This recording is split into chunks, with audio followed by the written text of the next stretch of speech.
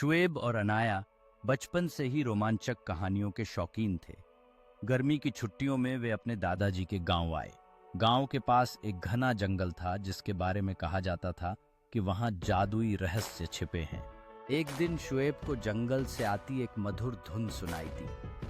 अनाया ने भी वह आवाज सुनी। जिज्ञासा से भरे दोनों जंगल की ओर बढ़ चले। जैसे ही वे अंदर पहुंचे, पक्षियों ने मीठे स्वर में गाना शुरू कर दिया और हवा में हल्की सी चमक दिखाई देने लगी। कुछ दूर चलने के बाद उन्हें एक बड़ा चमकता हुआ पेड़ दिखा जिसकी शाखाओं से सुनहरी रोशनी निकल रही थी। अचानक पेड़ के तने पर एक दरवाजा प्रकट हुआ। दोनों ने एक दूसरे को देखा और रोमांच के उत्साह में दरवाजा खोल दिया। जैसे ही वे दरवाजे के पार गए, उनका सामना एक जादुई दुनिया से हुआ जहां चमकदार रोशनी और अद्भुत जीव उनकी ओर देख रहे थे। वहां उन्हें एक छोटा परीलोक का जीव मिला जिसने अपनी चमकदार पंखों से उनके पास आकर कहा, तुम्हें बुलाया गया था क्योंकि तुम्हारे दिल में सच्चाई और हिम्मत है। परिणाम स्वरूप उन्होंने जाना कि एक दुष्ट जादूगर ने जंगल के जादू को चुरा लिया था। शुएब और अनाया ने हिम्मत जुटाकर जादूगर की गुफा तक जाने का निश्चय किया। गुफा में पहुंचते ही उन्होंने डरावनी छायाएं देखी। जादूगर का काला धुआं उनके चारों ओर लिपटा हुआ था और उसके सामने ढेर सारे जादुई सामान बिखरे पड़े थे। शुएब और अनाया ने एक दूसरे को देखा और विचार किया कि वे कैसे जादूगर को मात दे सकते हैं।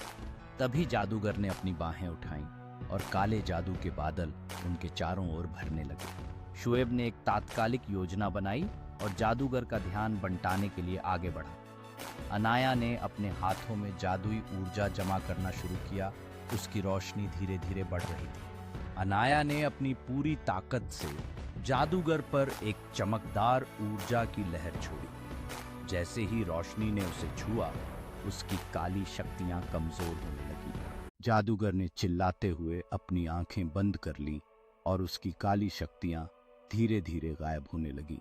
शुएब और अनाया ने एक साथ अपनी अच्छाई की शक्ति को एकत्र कर लिया। सुनहरी रोशनी ने पूरी गुफा को घेर लिया और जादूगर को धुएं में बदलकर वहां से गायब कर दिया। शुएब और अनाया की जीत का पल आ गया और उनकी आंखों में खुशी की चमक थी। गुफा से बाहर निकलते ही उन्होंने पाया कि जंगल वापस जीवित हो गया है। सूरज की किरणें उन पर पड़ रही थीं और छोटे जीव ने खुशी से ताली बजाई। शुएब और अनाया ने मिलकर अपनी जीत का जश्न मनाया, जबकि छोटे जीव ने उन्हें बधाई दी। जंगल के जानवर भी उनके चारों ओर इकट्ठा होकर खुशी मनाने लगे। शुएब और अनाया एक बड़े रंगीन मशरूम पर बैठे अपनी वीरता की कहानियां साझा कर रहे थे। चारों ओर जादू की चमक से जंगल फिर से जीवित हो गया था।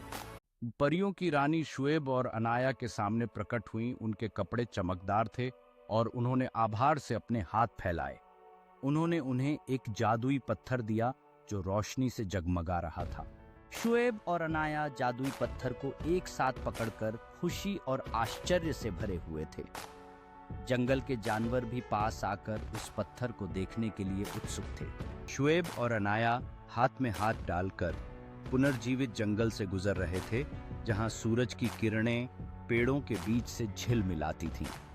चारों ओर हर रंग के फूल खिल रहे थे और तितलियां खुशी से उनके बीच उड़ रही थीं। गांव के लोग शुएब और अनाया की वापसी का जश्न मनाने के लिए इकट्ठा हुए। उनके चेहरों पर आश्चर्य और प्रशंसा थी। गांव के चौक में उत्सव का माहौल था, जहां सजावट और परिवार एक साथ आकर खुशी मनाते दिख रहे थे। शुएब और अनाया एक मंच पर खड़े होकर गांव वालों के साथ अपनी रोमांचक कहानी साझा कर रहे थे। उनके चेहरे उत्साह से भरे हुए थे। लोग ध्यानपूर्वक सुन रहे थे। बच्चे आश्चर्यचकित और बड़े खुश होकर उनका उत्साह बढ़ा रहे थे। गांव वाले एक घेरे में हाथ मिलाकर खुशी से नाच रहे थे। तारे चमकते हुए आसमान के नीचे एकता और मित्रता का जश्न मना रहे थे।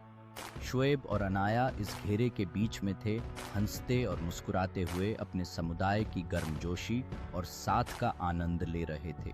एक सुंदर सूर्यास्त गांव पर गर्म रंग बिखेर रहा था।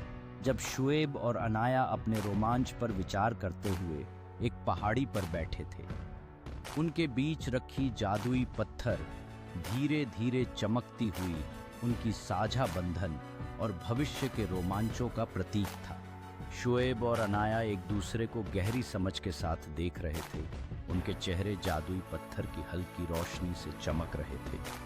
रात के आसमान में तारे चमकना शुरू हो गए थे, जो इस शांत शाम में एक अतिरिक्त जादू भर रहे थे।